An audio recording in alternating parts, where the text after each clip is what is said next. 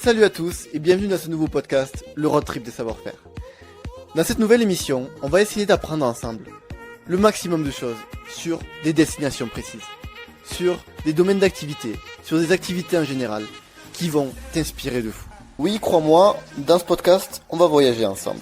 On va partir à la découverte d'activités originales, inspirantes, passionnantes. Comprendre et s'essayer à différents savoir-faire parmi toute la multitude de domaines qui existent. C'est ça notre objectif. Et pourquoi pas plus tard, créer soi-même ses propres projets autour de ces domaines-là, si riches, si inspirants. Je vous laisse donc avec l'épisode de la semaine. On avance ensemble les amis, à très bientôt.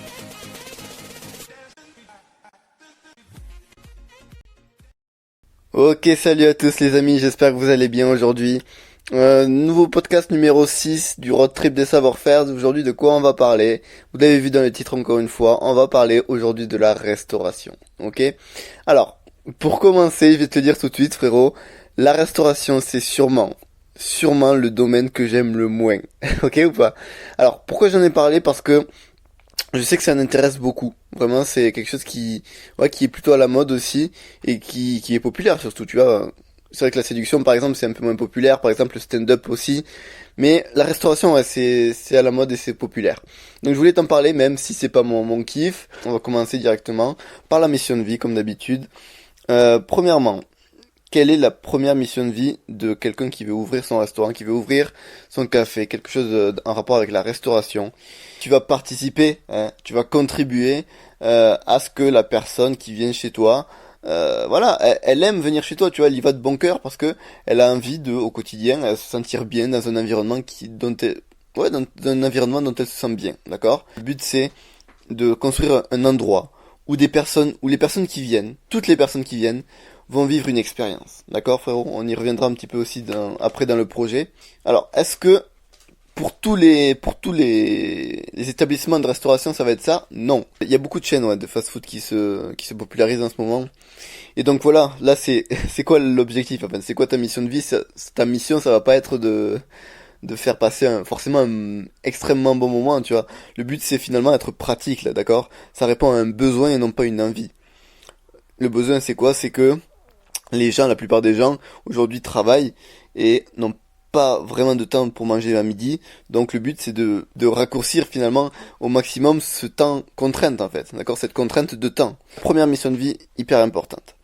Et la deuxième, c'est un petit peu comme, je pense que tu vas reconnaître ça à la musique, d'accord, au podcast que j'ai fait sur la musique, c'est que en fait tu vas pouvoir, grâce à la cuisine, innover.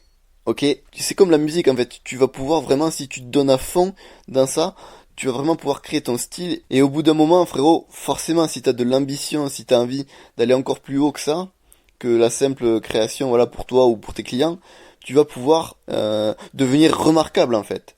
Et pas que pour tes clients, tu vois, tu vas pouvoir populariser tes nouvelles créations, tes nouveaux savoirs, ton nouvel univers culinaire en fait. Deuxième partie frérot, on va parler de la quête, d'accord? Comment tu vas pouvoir découvrir ce domaine-là, si intéressant peut-être pour toi, de la restauration. Le truc, voilà, le plus important au début, ça va être quoi? Ça va être de produire, tout simplement. Et en fait, c'est simple. Encore une fois, c'est simple frérot, c'est comme tous les podcasts, je te dis, c'est simple. C'est simple pourquoi? Parce que, encore une fois, il va te falloir quoi? Il va te falloir pour cuisiner en fait du matériel pour cuisiner, bien sûr des matières premières, bien sûr, et c'est tout. Ça s'arrête là. Avec ça, avec tes matières premières et avec tes ustensiles de cuisine, il va falloir créer quelque chose. Alors, essayer de faire quelque chose de nouveau quand même. Après, le reste c'est de l'entraînement, tu vois. C'est pas compliqué, c'est pas complexe en tout cas, d'accord. Après, forcément, si tu veux faire des choses compliquées, voilà. Mais sinon, c'est facile. Et la seule chose que tu devras faire, frérot, c'est tester après. Comme je te l'ai dit, tu crées un premier prototype de tartelette par exemple, et directement après, c'est ça la quête en fait, c'est ça de découvrir approfondir ton domaine, approfondir la cuisine, c'est savoir si ce que tu fais, c'est bon, si ce que tu fais ça plaît aux gens. Donc forcément pour ça il va falloir, il va falloir chercher du feedback, ok? Pour ça comment tu vas faire? Est-ce que vraiment, tu vas sortir de chez toi, tu vas prendre un plateau, voilà, et tu vas poser tes tartelettes comme ça et les proposer aux gens? disons qu'il faut faire un minimum plus pro, d'accord? Un peu plus pro que ça quand même, sinon les personnes vont vouloir faire ça, mais c'est le concept en fait, tu vois. Ou alors tu peux les vendre dans un marché, encore une fois, je t'ai déjà proposé ça, mais c'est ce que tu veux, mais vraiment fais un truc de simple pour tester ta valeur, frérot, ok? D'abord tu crées ta valeur avec ce qu'il faut tout simplement, et après tu testes ta valeur. Et ta quête s'arrêtera là, frérot, ok? Donc pour te motiver, encore une fois, je voudrais te donner quelques exemples, surtout un exemple. Je voudrais te parler d'une meuf, d'une meuf. Elle est plutôt âgée, elle s'appelle Catherine Bréard. Je suis persuadé que t'en as déjà entendu parler. Tu connais pas le nom, mais tu connais la meuf. Si je te dis mousse au chocolat, est-ce que ça te parle? Ok, donc c'est en fait une personne qui a 60 ans, je crois, ouais.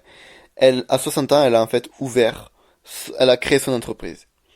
En fait, au début, alors je me suis renseigné un petit peu sur l'histoire. En fait, c'est une mère, voilà, une mère de famille qui avait un métier comme d'habitude, voilà, comme la plupart des gens qui était banal, même chiant, tu vois.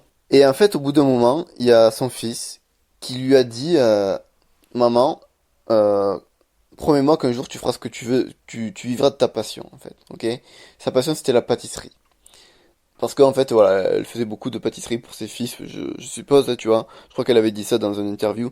Et en fait, elle s'est dit, au bout de 60 ans, elle a démissionné en fait. Elle s'est dit, putain, si je fais pas ce qui me plaît maintenant, je le ferai jamais, ok? Donc elle a démissionné à 60 ans. Et qu'est-ce qu'elle a fait? Elle a fait un concours. Elle a fait un concours du dessert, de sa spécialité en fait. Un concours de mousse au chocolat, ok? Et au début, voilà, c'est vrai qu'elle était un petit peu hésitante, hein, forcément, elle s'est dit, ouais, je vais être la plus vieille et tout, ça va être n'importe quoi, je vais perdre, enfin, voilà. Elle a gagné le premier prix, en fait, tout simplement, elle a gagné le premier prix, et au-delà de ça, enfin, après ça, juste après ça, il y a son fils, qui habitait au Japon, en fait, il lui a dit, ben, en fait, au Japon, il n'y a pas de mousse au chocolat qui est vendue, et du coup, qu'est-ce qui s'est passé? Ben, tout simplement, elle, Catherine Bréard, et son mari, ils sont partis aller vivre au Japon. Et ils ont pu tout simplement gagner leur vie avec l'entreprise qu'a créée juste après Catherine Bréard. Un concours, voilà, elle s'est dit, ok, c'est possible, je me lance dans ça, et puis voilà, tu vois, c'est une meuf de 60 ans. Alors, est-ce que toi, à 20 ans, je sais pas à quel âge t'as, 22 ans, je sais pas, est-ce que tu penses vraiment que c'est pas possible pour toi? En plus, toi, enfin, nous, voilà, on est quoi, nous, encore une fois? Tu vas me dire que je vante encore les mérites des jeunes, mais c'est vrai, on a plus d'énergie, on a plus d'envie, souvent, on a plus d'ambition. Forcément, frérot, mais nous, on nique le game avec ça aussi, pareil. Voilà, donc ça, je t'ai donné un exemple, c'est la pâtisserie. Euh, tu peux tout vendre, en fait, frérot. Tu peux vendre tout et n'importe quoi, ok? Tu peux vendre des boissons, tu peux vendre de la moutarde, si tu veux, tout ce que tu veux, frérot. Du sucré, du sucré salé aussi, tout ce que tu veux. Et finalement, à la fin de cette quête, petit à petit, alors déjà, tu vas t'expérimenter dans la cuisine, tu vas pouvoir tester de nouvelles choses en fait. Plusieurs choses que tout ce que je t'ai dit là, ouais, t'es pas obligé de faire que de la mousse au chocolat par exemple. Tu vas être de plus en plus inspiré par ce que tu fais et tu vas pouvoir te spécialiser enfin, tu vois. Tu vas pouvoir créer ton univers comme je te l'ai dit. Au début, t'es pas forcément obligé de créer ton univers, d'accord? Tu peux faire des tartelettes voilà banales et les vendre, voilà, dire si c'est bien ou pas. C'est pour t'entraîner, mais au bout d'un moment, frérot, il va falloir créer ton univers et faire quelque chose de nouveau, innover, d'accord, frérot? Donc, ça c'était pour la quête. Maintenant, je vais te parler du projet. Tout va partir de ta quête, ok? Au début, tu vendais comme ça, tu proposais tes produits aux gens. Et donc là, après, tu vas devoir te spécialiser. Soit je sais pas, il y a plein de propositions, je vais t'en faire quelques-unes. Par exemple, tu peux louer ou même acheter un food truck, d'accord? Un food truck, c'est vraiment une solution pas mal parce que, alors, ça coûte peut-être un peu cher au début, très bien, mais tu peux louer un food truck, ça coûte bien moins cher. Et voilà, tu peux vraiment commencer à distribuer comme ça, à aller un petit peu partout du coup parce que c'est le principe du food truck. Et donc ça voilà, c'est la première possibilité.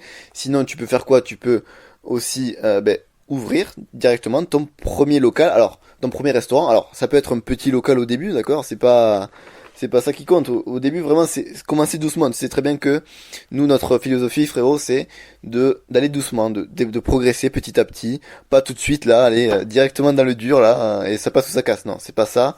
C'est vraiment faire doucement et essayer d'évoluer petit à petit. Donc voilà, soit tu lances ton food truck directement, et d'ailleurs tu peux continuer rien qu'avec ça, d'accord? Il y a des personnes qui vivent juste avec leur camion et ils se déplacent un petit peu. C'est un bon lifestyle, je trouve un lifestyle intéressant, tu vois. Tu te déplaces partout en France. Et puis voilà, tu vas dans des événements aussi pour faire bien sûr plus de clientèle. Mais voilà, c'est un truc qui est cool. Et sinon pour le restaurant, ben là c'est plus de réflexion déjà. C'est réfléchir à l'emplacement, tout ça c'est important, d'accord. Et donc voilà, ça c'était finalement les deux possibilités que tu as. Ou alors sur commande aussi, faire des pâtisseries sur commande, mais ça c'est facile.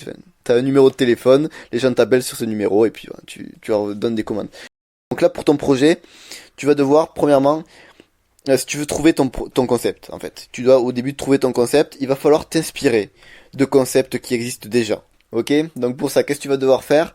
Ben c'est tout simplement trouver des idées en fait. Je veux dire, c'est pas compliqué. Bon, tu regardes sur internet, t'as tellement d'idées, t'as tellement de nouveaux concepts qui se créent tous les jours en fait, je pense, dans le monde. Tu peux, voilà, alors bien sûr c'est t'inspirer, d'accord, le but c'est pas de recopier, il faut que, encore une fois, que tu crées ta valeur unique. On va être créatif tout simplement, voilà, je vais pas te donner des méthodes pour être créatif, je pense que tu l'es déjà, tu peux l'être en tout cas, mais voilà, le fait est que c'est important, avant de lancer quel projet que ce soit, n'importe quel projet que ce soit, il faut prendre du temps et ne penser qu'à ça, qu'à la période de création, qu'à ta création de valeur, ok? Tu penses qu'à ça, vraiment, tant que t'as pas la tartelette parfaite, je reprends l'exemple de la tartelette, tu lances rien, d'accord? Sinon ça sert à rien. Il va falloir vraiment élaborer un concept autour de ça, ok? Tu pars de ta valeur et autour tu crées un concept. Ça veut dire quoi un concept? C'est, je t'en ai parlé un petit peu dans la salle de sport, tu vois, dans les salles de sport, dans le podcast sur le fitness, il faut absolument que tu t'identifies clairement, que tu aies vraiment un positionnement fort qui soit très personnalisé, ok? C'est important. Donc ça passe bien sûr par, comme je te l'ai dit, par tes produits, d'accord, par tes cafés, par tes tartelettes. Et aussi, ça passe bien sûr par le cadre en fait. Est-ce que ton food truck est bien décoré? Est-ce que faut que tu fasses vivre une expérience à tes clients? Et donc forcément, il faut que ta valeur enfin, ton cadre soit en accord avec la valeur que tu offres, d'accord? T'as un restaurant chinois, tu fais des nouilles chinoises, forcément, si t'as un décor italien, ça va pas le faire. Donc maintenant je vais te faire une liste, frérot, un petit peu de tous les thèmes finalement que tu pourrais lancer à travers un projet. Ça peut être par exemple des restaurants, premièrement, mais plus précisément ça peut être, je sais pas, un restaurant chinois, alors ça dépend, un restaurant italien, un restaurant japonais, ça peut être des restaurants rustiques, tu vois, qui fait du rustique, restaurant barbecue. Alors je vais te faire une liste pas trop longue, d'accord? Encore une fois, le but là de ces podcasts là, frérot, c'est de t'inspirer, d'accord? De te donner des exemples, de t'inspirer pour pour que t'aies ta destination, pour que tu formes ta destination, d'accord? Qu'est-ce que tu veux faire exactement? Alors t'es pas obligé bien sûr de savoir exactement ce que tu veux faire, mais si tu projettes d'ouvrir un restaurant, c'est bien d'avoir des idées quand même un petit peu plus précises que je veux ouvrir un resto, d'accord frérot? C'est aussi un truc important de miser sur la proximité. Ça c'est une astuce aussi pour que ça marche, pour que ta valeur, pour mettre en valeur en fait, finalement pour mettre en valeur ta valeur. Voilà. Tu sais que moi le mot valeur, j'ai pas trouvé de synonyme à ça. Mais voilà, c'est pour mettre, voilà, on va essayer quand même de glorifier, de mettre en avant, voilà, de mettre en avant ce que tu produis. Voilà, de mettre en avant tes produits. Il va falloir user de la proximité. Donc maintenant, on va passer au fast-food un petit peu, d'accord? Qu'est-ce que je pourrais te proposer? Encore une fois, une petite liste non exhaustive d'exemples de fast-food. Bon. Je sais pas, qu'est-ce que j'ai écrit tacos. Voilà, si tu veux ouvrir un tacos, eh ben, écoute, pourquoi pas. Bon, après, un tacos, essaye de faire un petit peu de qualité, d'accord, parce que moi je connais beaucoup de tacos, on connaît tous des tacos qui sont pas, essaye de faire des tacos de qualité et essaye encore une fois de te démarquer, d'offrir une valeur forte et impactante à tes clients, d'accord. Par exemple, je sais pas moi, tu peux leur proposer un tacos de luxe, par exemple, tu vois, avec du saumon dedans. Ouais, non, je vais pas, encore une fois, je vais pas donner d'exemple parce que ça va être dégueulasse, je vais dire des trucs dégueulasses. Alors, c'est plutôt deux cibles, je dirais, en particulier. Mais c'est premièrement les jeunes, bien sûr, hein, et les cadres, en fait. Enfin, les mecs qui travaillent à H24, tu vois, et à midi, ils ont pas le temps de manger, tu vois. Donc, pour les cadres, ça répond à un besoin, mais aussi, ça répond aussi à une envie des jeunes, d'accord. Je voudrais te parler de Bistrot Régent. Je pense que tu connais, c'est un truc qui est une chaîne de restauration qui est assez connue. Et en fait, son concept, en fait, je voudrais t'en parler un petit peu parce que c'est assez intéressant, je trouve. Il a fait un petit peu un mix des deux, ok, du fast-food et du restaurant. Pourquoi? Alors c'est vraiment un restaurant, d'accord. Le concept c'est un restaurant, mais on retrouve les codes du fast-food. Pourquoi? Parce que il dit, en fait, il le dit lui-même, hein, Mark Vanoff, il le dit que, en fait, il a remarqué tout simplement que il y a beaucoup de personnes à midi qui, voilà, veulent encore une fois aller vite, d'accord. Et du coup, il a créé un concept de restaurant rapide, en fait, tu vois, c'est ça. C'est un concept de restaurant rapide, c'est-à-dire qu'il n'y a pas d'entrée, il n'y a pas de dessert. Je crois qu'il n'y a pas de dessert, je sais pas. Je crois qu'il y en a pas, ouais. Et en fait, finalement, il y a que un plat, une viande en fait, et un accompagnement. Il y a des frites et de la salade. Et c'est tout, tu vois. C'est finalement la simplicité. Et c'est ça qui a marché, tu vois. C'est ça, ce concept-là qui s'est démarqué des autres, encore une fois. C'est un concept fort, innovant, et pas con du tout, tu vois. Je veux dire, c'est pas con. Et voilà, c'est encore une fois ce que les clients cherchent, en fait. Eh ben écoute frérot, j'ai encore une fois essayé d'être le plus simple et le plus concis possible dans ce podcast. Tu sais très bien que ce podcast-là me tient à cœur, vraiment. J'essaie de m'améliorer de jour en jour, hein. Enfin de semaine en semaine plutôt, avec ce podcast-là, parce que vraiment c'est quelque chose qui est exceptionnel, je pense, qui est vraiment important pour nous de découvrir chacun des domaines, même s'ils nous plaisent pas, d'accord. Moi, je t'ai dit, ce domaine-là de la restauration, il m'a vraiment pas plu. J'ai eu des expériences, peut-être les pires expériences de ma vie, d'accord. De toute mon exploration, c'était peut-être les pires. Mais frérot, faut voir le bon côté des choses, encore une fois, d'accord. Faut savoir, je suis ouvert d'esprit, d'accord. Je sais très bien que dans ce monde-là, il a comme tous les autres sa part de magie, d'accord. Encore une fois, essaie de te concentrer sur ta destination, frérot.